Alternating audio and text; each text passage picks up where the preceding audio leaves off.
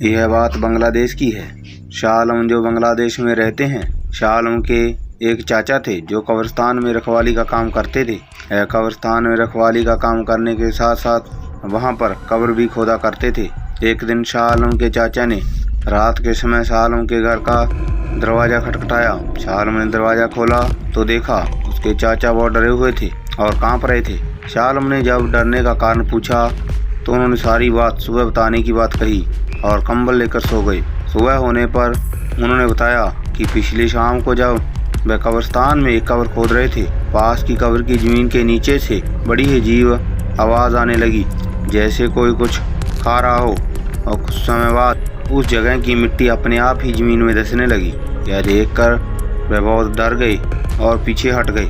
तभी उस ज़मीन में से एक अजीब सा शैतान निकला जो देखने में बहुत भयानक और इंसान के आकार से बहुत बड़ा था, जिसके बड़े बड़े दांत थे जिनमें खून लगा हुआ था। उस कब्र में उन्होंने कुछ समय पहले जो इंसान दफन किया था, अब केवल उसकी हड्डियां बाकी थी। यह देखकर चाचा को समझने में देर नहीं लगी कि वह शैतान कब्र से इंसान की लाश को खाता था। जब शैतान ने चाचा को देखा तो वह चाचा के पीछे भागा। चाचा बड़ी तेजी से भागकर कब्रिस्तान के पास बनी मस्जिद में चले गए। कुछ देर बाद जब मस्जिद में मौलवी आए तो उन्होंने चाचा से बात पूछी और चाचा ने उन्हें यह सारी घटना के बारे में बताया और उन्होंने चाचा के ऊपर कुछ मंत्र फूंककर एक तावीज़ दिया। मस्जिद से निकलकर सीधे वह शाह आलम के घर आए थे। इस घटना के बाद चाचा डरने लगे थे और वह कब्रिस्तान की रखवाली करने वाले कमरे में कभी भी अकेले नहीं सोते थे। अब इसके साथ एक दो मौलवी भी साथ सोते थे। एक रात जब चाचा सो रहे थे तो फौड़े चलने की आवाज़ आने लगी, जैसे कोई मिट्टी खोद रहा हो। फौड़ा चलाने का काम तो केवल चाचा ही करते थे। तो उन्होंने कमरे की खिड़की से बाहर कब्रिस्तान की तरफ देखा। वहाँ पर उन्हें फौड़ा अपने आप ही चलता दिखाई दिया और कोई वहाँ नहीं था। यह देखकर चाचा बहुत हैरान हो गए और ज़ोर से चिल्लाए, कौन है वहाँ पर, कौन है वहाँ पर। अब तक कमरे में सोए हुए दोनों मौलवी जाग चुके थे।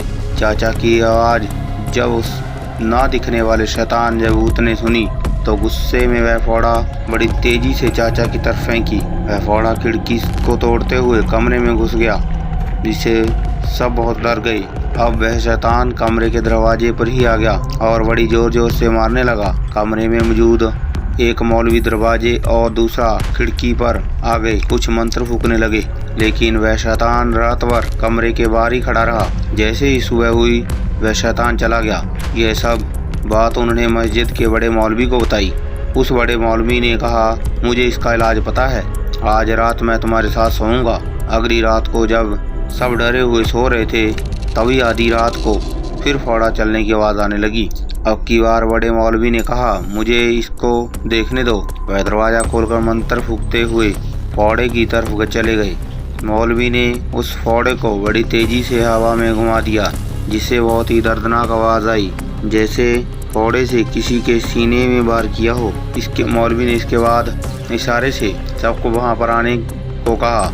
उन्होंने चाचा को एक बड़ा सा गड्ढा खोदने को कहा। उन्होंने बताया कि वह शैतान जो दिखाई ना दे रहा था अब मर चुका है और फौड़ा उसके सीने में लगा है। इसके बाद उस शैतान को बड़े मौलवी के कहे अनुसार फौड़े के साथ ही दफना दिया गया। इस घटना के बाद यह बात चारों तरफ आग की तरह फैल गई और उस कब्रिस्तान को बंद कर दिया गया।